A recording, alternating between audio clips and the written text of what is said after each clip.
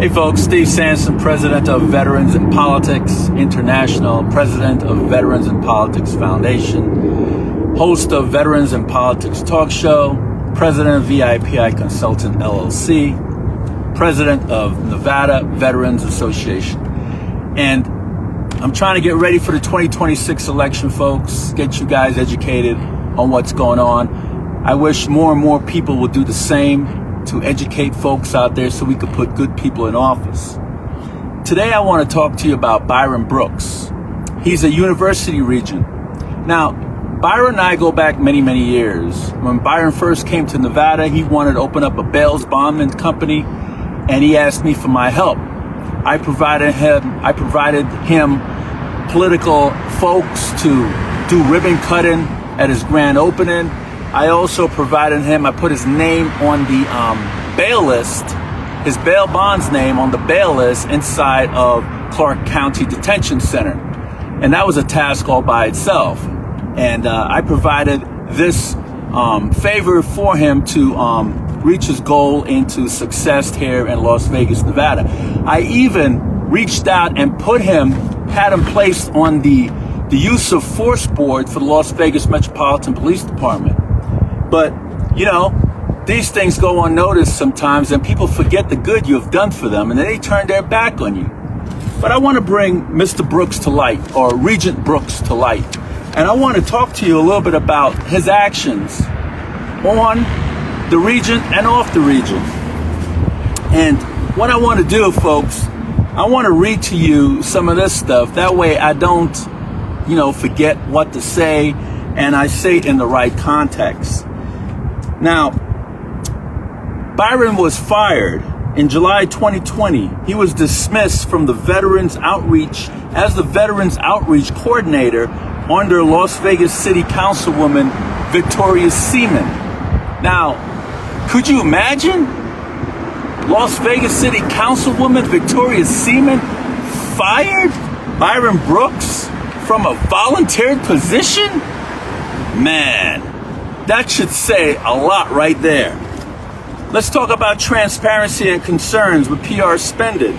In April 2023, Las Vegas Review-Journal criticized Brooks for paying $5,500 a month to a PR firm to help craft responses about his transparency efforts.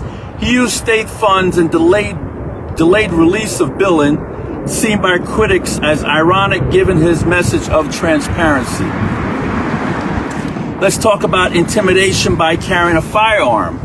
In December 2021, Nevada System of Higher Education Chancellor Melody Rose formally accused Brooks of bringing a firearm into a private legal briefing, claiming it was intimidating and left her feeling shaken, scared, and concerned for her personal safety. The Chancellor later sought to revoke Brooks' firearms permission slip. Brooks defended the act as compliance with a threat assessment claim. Now, Byron Brooks has a problem from the get-go, okay? And he needs a firearm to go to UNLV meetings. What does that tell you? Ethics Investigation Board defunction. In early 2022, broader investigation into the Regent's conduct, including Brooks, among those allegations to have engaged in misconduct through specific focus on hostile work environment and board control by Regents McAdoo and Carter. In 2023, Brooks and other regents faced criticism over board operations, contingents by law changing, closed meetings, and leadership turmoil aimed at $610,000 in servants to a former counselor. So Brooks have a problem on the board as is. And you know what? Let's talk about the board for a minute. You hear this thing about higher education, right? And when I hear the word higher education and University Regent of Higher Education, I think of smart people on the board. I think of doctors have their PhD, or doctors have their PhD in economics or medical. I think of of professors with their bachelor's degree, their master's degree, their doctorate degree. I think about all those folks. I don't think about somebody being on my higher education for University Regent as a college dropout. Now, Byron Brooks is a college dropout. He doesn't even have his AA. He doesn't have his bachelor's. He doesn't have his master's. He has no college degree at all. And that's alarming. I mean, we're telling kids go to college. I'm over here in the Thomas and Mack building. We're telling kids to go to college, pay their tuition, get an education, but our board doesn't represent that. Byron Brooks is a college dropout. Matter of fact, I went to the Board of Regents meeting about a year ago or two, and I mentioned that Byron Brooks is a college dropout. And nobody's taking this lightly, because we cannot put somebody that's a college dropout on our University Board of Higher Education. They need to change the law. These legislators need to change the law, just like they changed the law for the sheriff, making it that you have to be post-certified and be in law enforcement for 5 years before you can run for sheriff. Just like they changed it to be a justice of the peace, that you have to practice law 5 years, and 5 years of practicing law before you can become a justice of the peace. So my goal is to make sure that you have to have at least a bachelor's degree to be on the Board of Education. And that's how it should be. Now, let's talk about some other stuff.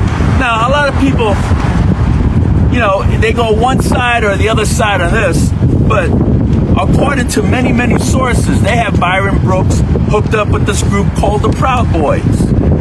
Some of you might take that as he shouldn't be on the board because of that. He might be racist. And some of you might take that, well, he's not racist. He's just part of an organization. But I just want to put that out there. Now,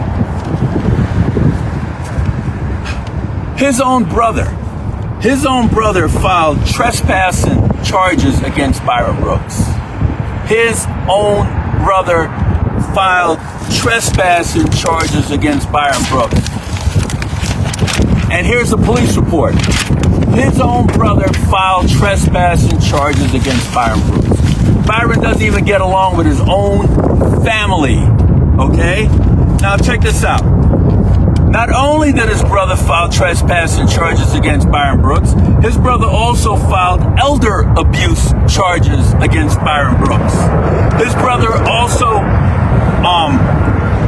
complained and alleged that Byron Brooks is holding his mother hostage and wants to take the family's name off their trust and put Byron's name on the trust so Byron could steal his mother's money and oust all the other family members.